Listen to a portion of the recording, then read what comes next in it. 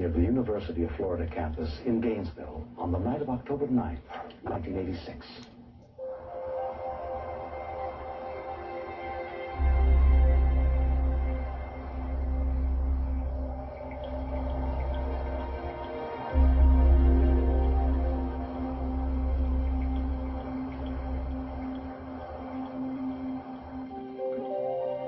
From a nearby apartment, Margaret Lavelle saw something in the shadows.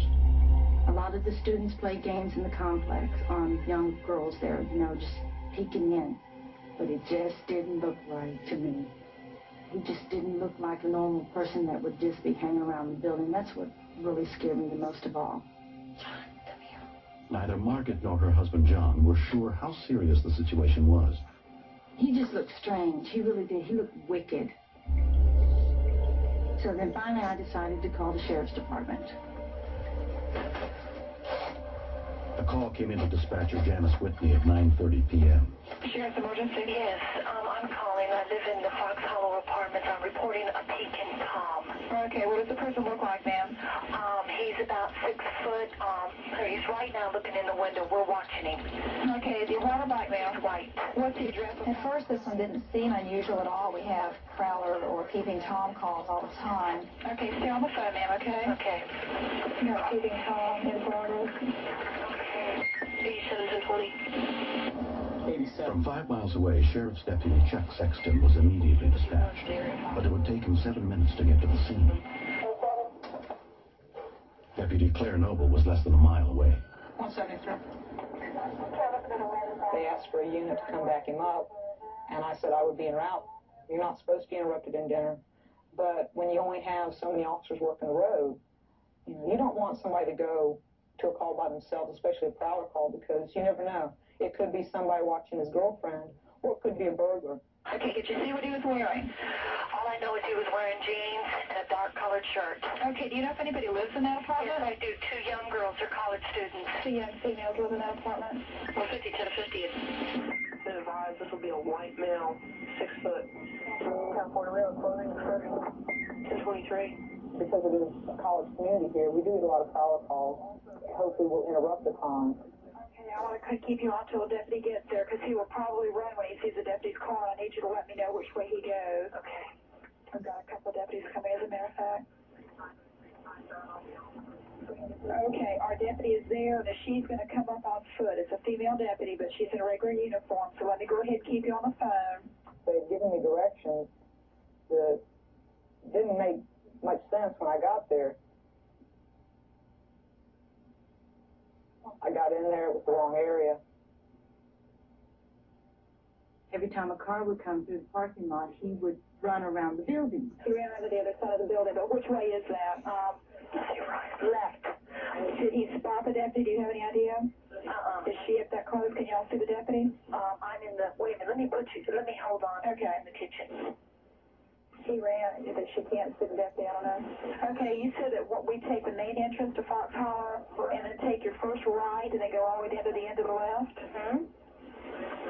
She repeated the directions. 173 to 87, those directions are wrong. He's back again. He's back in front again.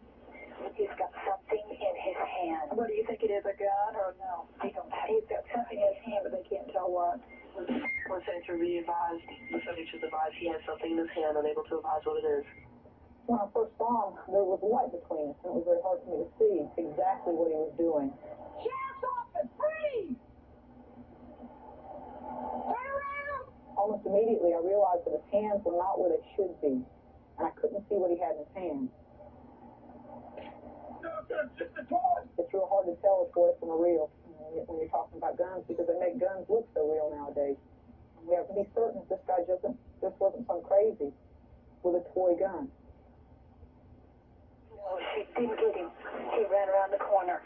Any additional units that can be 1051 Fox Hollow, subject is signal 0 there, 1031 on foot.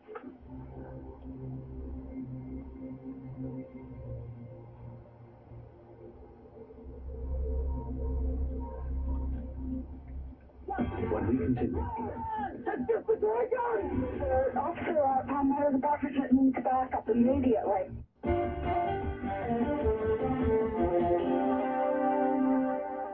about a peeping Tom in Gainesville, Florida, sent Sheriff's deputies Chuck Sexton and Claire Noble racing to the scene. But when Deputy Noble arrived and confronted the man, he aimed what appeared to be a gun at her and pulled the trigger.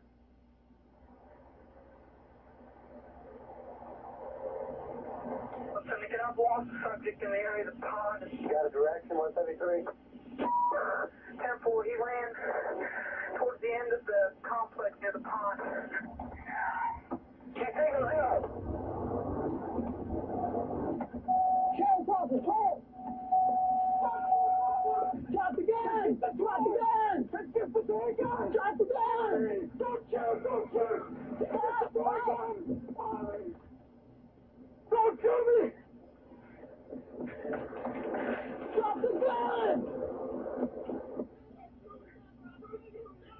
Deborah Yoakum is awakened by the screams echoing through the apartment complex. Stop the toy gun! Drop it!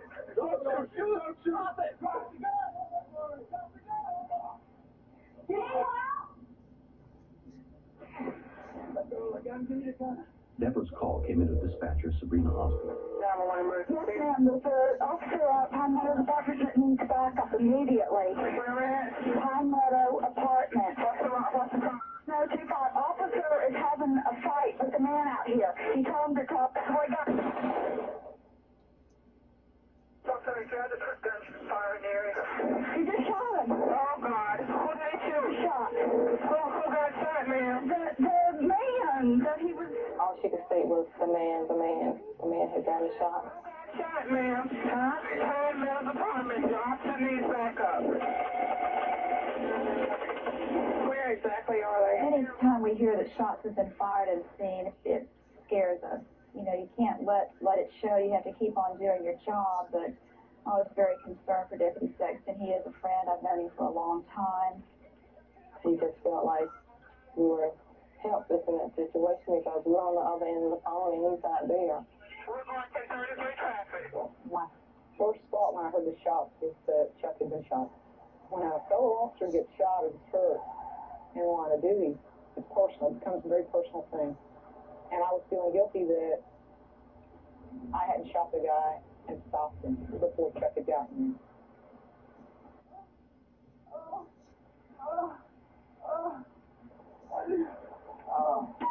87, shots fired, suspect down. I'm in the tennis courts of Pine Meadow. It's in 71 and around. 10-4, 87, 10-4.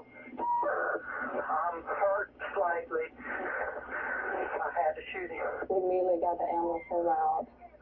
There were more units were dispatched.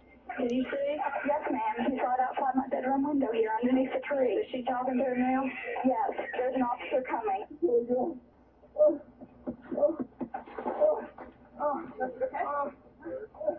When I saw Claire and Danny, as far as, I was concerned, they were the two best-looking people I've seen in my life. Got that sense of relief that he was okay. Deputy Sexton suffered only minor injuries during the struggle. The suspect was still playing mind games. He wanted to make himself look like he hadn't done anything wrong, that we had misinterpreted his actions and shot him for no reason at all. He was still trying to act crazy. I didn't know for a while who he was. I thought I'd shot some crazy person. Kept calling for his mommy.